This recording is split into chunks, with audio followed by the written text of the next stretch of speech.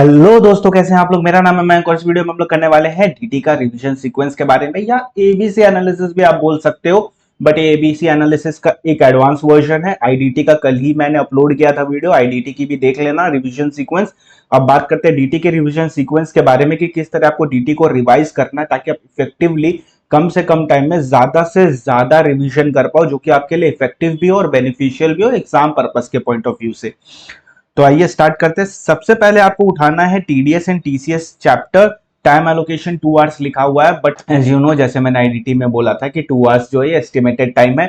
आप अपने हिसाब से इस टाइम को चेंज करोगे, एडजस्ट करोगे जितना भी आपको टाइम लगता है, because the purpose is to complete the chapter effectively rather than completing it ऊपर ऊपर से in the given amount of time.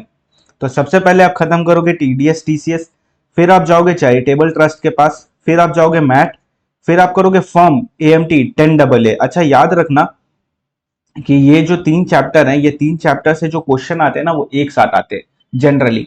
Generally क्या होता है कि ये तीनों चैप्टर के मिला के एक क्वेश्चन आएगा, जिसमें 10AA भी आपसे पूछेगा, फॉर्म का क्वेश्चन होगा 10AA पूछेगा, और एएमटी भी ऑटोमेटिकली आ जाएगा कि 10AA आ रहा है। तो इस पे अच्छे से ध्यान देना। इन तीनों से रिलेटेड एक क्वेश्चन तो हाथ से बना के डेफिनेटली जाना, कोई ऐसा क्वेश्चन जिसमें ये तीनों कवर है। ठीक है, हमारे क्वेश्चन एयर में है, वहां से भी आप चाहो तो कर सकते हो। कोऑपरेटिव सोसाइटी का मात्र एक क्वेश्चन है, एटीपी वाला, बस वो कर लेना।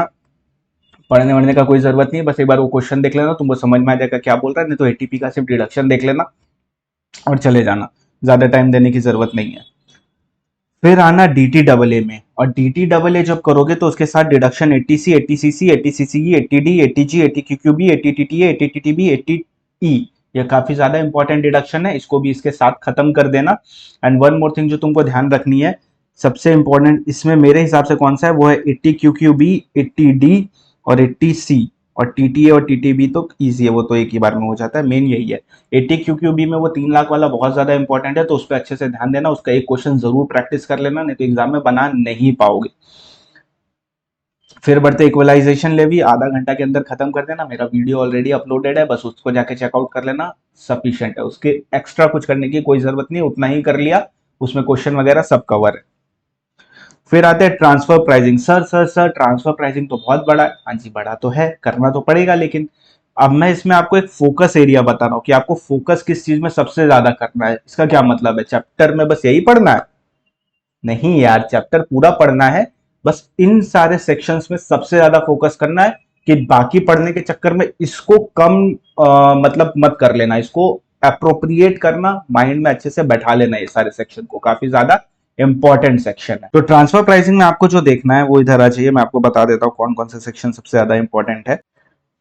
92 है, बहुत ज्यादा इंपॉर्टेंट है। एसोसिएटेड इंटरप्राइज आपको लिख के ही आना पड़ेगा, हर क्वेश्चन जो भी आपका ट्रांसफर प्राइसिंग का आएगा और उसमें ट्रांसफर प्राइसिंग लग रहा होगा, तो सबसे पहले आपको प्रूफ करना होता है वो एसोसिएटेड इंटरप्राइज है कि नहीं। तो 92 है बहुत ज्यादा इंपॉर्टेंट हो जाता है। उसके बाद आपका ये सारे मतलब पढ़ लेना, छोड़ना मत कुछ भी। 92C one of the most important, इससे क्वेश्चन तो आना फिक्स्ड है, तो इसको अच्छे से प्रैक्टिस कर लेना। उसके बाद रेंज कॉन्सेप्ट भी कर लेना, रूल 10CA, छोटा सा है, ज्यादा दिमाग नहीं है, एकदम छुटकू सा कॉन्सेप्ट है, एक बार देख लोगे तो समझ में आ जाएगा, तो इसको यहीं खत्म कर देंगे। उसके बाद अपने चले जाएंगे स्ट्रेट अवे अप्पा में। 92CC अप्पा को अच्छे से कर लेना, एंड उसके साथ ये रोल बैक वाला प्रोविजन भी कर लेना, इंपॉर्टेंट है, आ सकता है एग्जाम में, तो रोल बैक वाला प्रोविजन को भी कर लेना। बाकी उसके बाद जो नेक्स्ट सबसे इंपॉर्टेंट है वो ये है 94B। इतना इजी है, इतना इजी है कि पूछो मत, और इतना स्कोरिंग है कि मतलब कोई हद ही नहीं है इसकी। अगर ये क्वेश्चन आए तो कभी छोड़ना मत, पूरा कैश मार्क्स है, बहुत ज्यादा इजी है। 2 क्वेश्चन सिर्फ देख लोगे ना, तुमको पूरा समझ में आ जाएगा कॉन्सेप्ट क्या बोल रहा है, तो इसको अच्छे से कर लेना, इसको छोड़ना मत। ठीक है, 94B को, ये बात हो गई। अब चलते हैं आगे। फिर आते हैं रेसिडेंशियल स्टेटस। रेसिडेंशियल स्टेटस तुमको कहाँ मिलेगा, या तो तुम्हारे बुक में होगा रेसिडेंशियल स्टेटस बोल के अलग से चैप्टर, या तो वो उसमें होगा, अगर उसमें नहीं है तो ये तुमको नॉन रेसिडेंट वाले चैप्टर में मिल जाएगा। रेसिडेंशियल स्टेटस में तुम क्या करोगे, तुमको पता है, सबसे ज्यादा इंपॉर्टेंट 6.1 बहुत ज्यादा इंपॉर्टेंट है। क्यों? क्योंकि इसमें अमेंडमेंट आई है, भर भर के अमेंडमेंट आई है, स्पेशली ये वाली अमेंडमेंट, इंडियन सिटीजन वाली, ये वाली अमेंडमेंट बहुत ज्यादा इंपॉर्टेंट है। 6.6 भी बहुत ज्यादा इंपॉर्टेंट है, उसको भी कर लेना। 6.1A भी इंपॉर्टेंट है। ये 3 चीज यहाँ पे इंपॉर्टेंट है। और उसके बाद स्ट्रेट अवे तुम आ जाओगे पोयम और अबॉय में।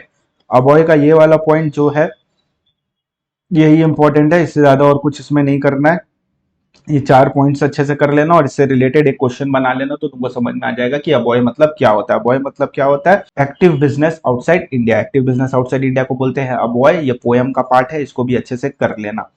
नेक्स्ट बढ़ते हैं आगे। उसके बाद आते हैं अपने एडवांस रूलिंग। एडवांस रूलिंग तो छुटकू सा टॉपिक है, जल्दी से कर लेना। इसमें एक अमेंडमेंट भी है, उस अमेंडमेंट की वजह से कुछ खास चेंज नहीं आया, तो डरना मत, बस एक बार ही कर लेना, समझ में आ जाएगा क्या लिखा हुआ है, कुछ भी खास चेंज नहीं है।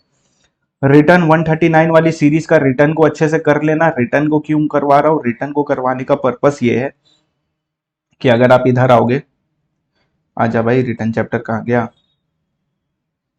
ये रहा। देखो, तो यहाँ काफी सारे अमेंडमेंट्स है, अक्टूबर हो गया है अपडेट, तो ये सब के लिए थोड़ा ज्यादा इंपॉर्टेंट हो जाता है। इसमें ज्यादा आपको नहीं करना है। बिलेटेड रिवाइज रिटर्न और डिफेक्टिव रिटर्न ये कर लेना, और इसके साथ ये 139(1) कर लेना, और किसको कंपलसरी है रिटर्न लगाना, ये वाला पोर्शन जरूर कर लेना। ये भी थोड़ा इंपॉर्टेंट है एग्जाम पर्सपेक्टिव से, उस पर एक एमसीक्यू बन सकता है या केस स्टडी टाइप का क्वेश्चन बन सकता है। ओके, अब नेक्स्ट बढ़ते हैं आगे। उसके बाद आते हैं अपने आईटी अथॉरिटी। आईटी अथॉरिटी में आपको क्या करना है पता है? आईटी अथॉरिटी में आपको जो सबसे इंपॉर्टेंट चीज करनी है वो ये वाली करनी है, 116। ठीक है, एग्जाम में आएगा नहीं आएगा, बट बहुत ज्यादा इंपॉर्टेंट है, क्योंकि अगर ये नहीं समझेगा तो फिर समझ ही नहीं आएगा कि एग्जैक्टली हो क्या रहा है। तो अगर ये वाला कर लोगे ना, तो पीसीसी का परमिशन लो या सीजीआईटी का परमिशन लो, किसका परमिशन लो, काफी कंफ्यूजन होता है ना, तो सारे कंफ्यूजन आपके दूर हो जाएंगे और आपको पता चल जाएगा किसका कब परमिशन लेना पड़ता है। 116 को कर लेना। 119 one of the most important है। 119 को तो एकदम मत छोड़ना, पावर ऑफ सीबीडीटी। घूम फिर के कहीं ना कहीं ये क्वेश्चन बार बार आ ही जाता है, तो इसको अच्छे से कर लेंगे अपने। इसको करने के बाद अपने चलेंगे set of clubbing advance tax, और बाकी जो डिडक्शन बचा वो, चाहो तो ये डिडक्शन को एंड में भी रख सकते हो, but set of clubbing advance tax और उसका इंटरेस्ट ये बहुत ज्यादा इंपॉर्टेंट है, इसको अच्छे से कर लेना। क्यों इंपॉर्टेंट है? क्योंकि कभी कभी मिक्स्ड क्वेश्चन आते हैं जिसमें अपने को इसको यूज करना पड़ेगा, तो अगर ये नहीं आता होगा तो मिक्स क्वेश्चन कैसे करोगे, कर पाओगे? नहीं कर पाओगे ना, ऑब्वियस सी बात है। तो इसको कर लेना अच्छे से। फिर आता है बिजनेस ट्रस्ट और उसकी सीरीज। बिजनेस ट्रस्ट और उसकी सीरीज मतलब क्या हो गया? बिजनेस ट्रस्ट मतलब हो गया तुम्हारा business trust, investment fund, securitization trust, ये वाला चैप्टर्स तुमको करने हैं। उसके बाद तुमको करना है अमलगमेशन और डीमर्जर, फिर लिक्विडेशन, पॉलिटिकल पार्टी, बाईबैक, आईओएफएस। अगर तुम ध्यान से देखोगे तो 12 नंबर काफी छोटा है। ठीक है, ये क्यों दिया गया? ताकि काफी सारे बड़े बड़े चीजें पढ़ के आए ना, तो थोड़ा सा एक बीच में होना चाहिए, जिसकी वजह से अपने थोड़ा रिलैक्स हो पाए, काम डाउन हो पाए और लगे हाँ भाई सिलेबस इजी है। ठीक है, तो इस पर्पस के लिए इसको यहाँ पे दिया गया है, तो इसको ध्यान में रखिएगा आप लोग। अब बढ़ते हैं आगे। Then another important, capital gain. भर भर के अमेंडमेंट है, इसलिए थोड़ा ज्यादा इंपॉर्टेंट हो जाता है। फोकस एरिया आपको क्या रखना है? Section 48, 50C, goodwill, rates. Rates बहुत ज्यादा इंपॉर्टेंट है। रेट्स अगर नहीं करोगे ना तो आगे कोई भी चैप्टर को तुमको समझ में ही नहीं आएगा कैपिटल गेन में हो क्या रहा है। 111 है, 112 है, 112 बहुत ज्यादा इंपॉर्टेंट हो जाता है। फिर स्पेशल केसेस जो पेज नंबर 75 में लिखा हुआ है। सर हमारे पास तो आपका बुक नहीं है, इसीलिए तो दिखा रहा हूं ना कि क्या क्या तुमको करना है, ताकि तुम अपने बुक से उसको कर पाओ। आज तो ऊपर से बताते चलता हूँ। सबसे पहले आपको क्या करना है, सबसे ज्यादा इंपॉर्टेंट है आपके लिए ये सेक्शन नंबर 48 कंप्यूटेशन, क्योंकि इसी के बेसिस पे पूरा कैपिटल गेन टिका हुआ है, तो इसको अच्छे से कर लेना। फिर करना है तुमको 50C, बहुत ज्यादा इंपॉर्टेंट है, और इसमें जो, हाँ ये वाला कर लेना, 110% वाला याद रखना, भूलना मत उसको, 50C में। फिर उसके बाद आओगे नीचे। फिर नीचे आओगे तो तुम गुडविल कर लेना, क्योंकि गुडविल से रिलेटेड अमेंडमेंट है, तो गुडविल तुमको पीजीपीपी में मिलेगा, कैपिटल गेन में मिलेगा, दोनों को साथ में करना तो अच्छे से समझ में आएगा। उसके बाद जो तुमको करना है, ये वाला पॉइंट बहुत ज्यादा इंपॉर्टेंट है और तगड़ा वाला अमेंडमेंट है, और ये हर जगह काम आएगा तुमको। ये इंडेक्स कॉस्ट ऑफ एक्विजिशन में काम आएगा, कॉस्ट ऑफ एक्विजिशन में भी काम आएगा। तो इंडेक्स कॉस्ट ऑफ एक्वाइजिशन में तुमको क्या मिलेगा, उसमें भी तुमको ये वाला पॉइंट मिलेगा, तो इसको अच्छे से कर लेना और समझ लेना क्या लिखा हुआ है, एग्जाम में आ सकता है। 54 की सीरीज करनी है क्या? कैजुअल रीडिंग मार लेना, लर्न हो जाए तो ठीक है, नहीं हो तो कोई बात नहीं। ये इंपॉर्टेंट है। स्पेशल केसेस, सबसे पहले इंश्योरेंस कंपनसेशन का करना, फिर conversion of stock in trade to capital asset, capital asset to stock in trade, दोनों को कर लेना अच्छे से। Compensation on compulsory acquisition, compulsory acquisition वाला भी कर लेना। एंड उसके बाद फोर फीचर 51 इंपॉर्टेंट है, आईएफएस के साथ 5629 का इसका लिंक है, तो वो भी देख लेना तुम अच्छे से। ये वाला बात कर रहा था, रेट बहुत ज्यादा इंपॉर्टेंट है, इसको अच्छे से करना और समझना क्या लिखा हुआ है, क्योंकि अगर ये सारे रेट्स तुमको नहीं समझ में आएंगे तो तुमको बहुत सारी चीजें नहीं समझ में आएंगी, और वो हो सकता है प्रॉब्लम क्रिएट करे आगे जाके। तो उसको करना पड़ेगा अपने को। देन 47 चाहो तो छोड़ सकते हो, नॉट दैट, छोड़ना मत, कर लेना, मतलब कम प्रायोरिटी पे रखना, ऐसा बोल रहा हूँ, ठीक है, छोड़ना कुछ नहीं बोल रहा हूँ। फिर नेक्स्ट जो पॉइंट इंपॉर्टेंट है वो है फर्स्ट प्रोविजो टू सेक्शन 48। इसको तुमको अच्छे से करना, क्योंकि इसका क्वेश्चन कभी कभी नॉन रेसिडेंट के साथ मिल के आता है, तो इसको अच्छे से कर लेना, भूलना मत, काफी इजी है, बस इसमें आपको मेथड ऑफ कन्वर्जन पता होना चाहिए और एक क्वेश्चन इसका बना लेना, कॉन्सेप्ट क्लियर हो जाएगा, उतना डिफिकल्ट क्वेश्चन नहीं आता है इसका। फिर आते हैं one of the most important amendment वाला पार्ट, जो कि आपको पेज 84 से मिलेगा, जहां पे 50B slump sale, video already uploaded है, मोस्ट इंपॉर्टेंट है, इस बार क्वेश्चन एक्सपेक्ट कर सकते हैं इससे। तो ये आएगा जिसमें रूल 11 UAE लगता है, वो वाला आ सकता है, और काफी इजी, इतना इजी है कि तुम सोच नहीं सकते हो, बस एक बार वीडियो देख लोगे ना, समझ में आ जाएगा, या खुद से कर सकते हो, एक बार खुद से कर लेना, बट छोड़ना मत। नेक्स्ट पॉइंट पे फिर अपने आते हैं, ये 9B अनदर इंपॉर्टेंट है, पार्टनरशिप फॉर्म से रिलेटेड है, इसको अच्छे से कर लेना। And section 45(4) is another important thing that you have to do. इसमें A = B + C - D, ये वाला जो फॉर्मूला है, इसके बेसिस पे अपने करते हैं, तो ये काफी ज्यादा इंपॉर्टेंट है, इसको कर लेना। तो जो मोस्ट इंपॉर्टेंट कैटेगरी में मैं डालूंगा तो 50B को डालूंगा, एंड 9B को डालूंगा, एंड 54(4) को डालूंगा, ये सारे इंपॉर्टेंट होते हैं, इसको अच्छे से करना पड़ेगा आपको। नेक्स्ट पॉइंट पे अपने आते हैं, स्कोप ऑफ टोटल इनकम में सिर्फ सेक्शन 9 और बिजनेस कॉम्बिनेशन, ये इंपॉर्टेंट है, ये दो को अच्छे से करना, बाकी भी करना, इस पे फोकस रखना। नॉन रेसिडेंट टैक्सेशन में आपको फोकस रखना है किस पे, आइए बता देता हूं। नॉन रेसिडेंट टैक्सेशन अगर आप करोगे तो आपको फोकस रखना पड़ेगा royalty and technical fees, question जरूर बना लेना, इंपॉर्टेंट है। 44DA का भी इसमें रेफरेंस है, तो इसको अच्छे से करना तुम लोग। नेक्स्ट पॉइंट जो तुम लोग अच्छे से करोगे वो इंटरेस्ट वाला करोगे, ये भी काफी ज्यादा टेस्ट होता है एग्जाम में। नेक्स्ट जो टेस्ट होता है वो होता है स्पोर्ट्स एंड एंटरटेनमेंट वाला, ये वाला कर लेना। ये डिविडेंड वाला भी इंपॉर्टेंट है, क्वेश्चन में आ जाता है कभी कभी। NRI इंपॉर्टेंट है, यस इंपॉर्टेंट है, क्वेश्चन आते हैं और छुप के आते हैं। फॉरेक्स एसेट रहता है उसमें, फॉरेक्स एसेट और 115F सेम लाइक 54F, वैसा ही कॉन्सेप्ट है। तो फॉरेक्स एसेट 115F, NRI वाला कॉन्सेप्ट अच्छे से कर लेना, भूलना मत। नेक्स्ट आते हैं PTS। PTS is another important topic in non resident. 44B, 44BBA, 44BB, 44BBB important है, यस इंपॉर्टेंट है। और इसके साथ सेक्शन नंबर 172 का क्या डिफरेंस है 44B और 172 में, ये भी देख लेना, हेल्प करेगा एग्जाम में। एंड 44C एकदम कैश मार्क्स है, बहुत ज्यादा इजी है, हेड ऑफिस एक्सपेंस, तो इसको कर लेना 44C को, एक क्वेश्चन इसका कभी कभी आ जाता है, तो ये सारी चीजें करोगे।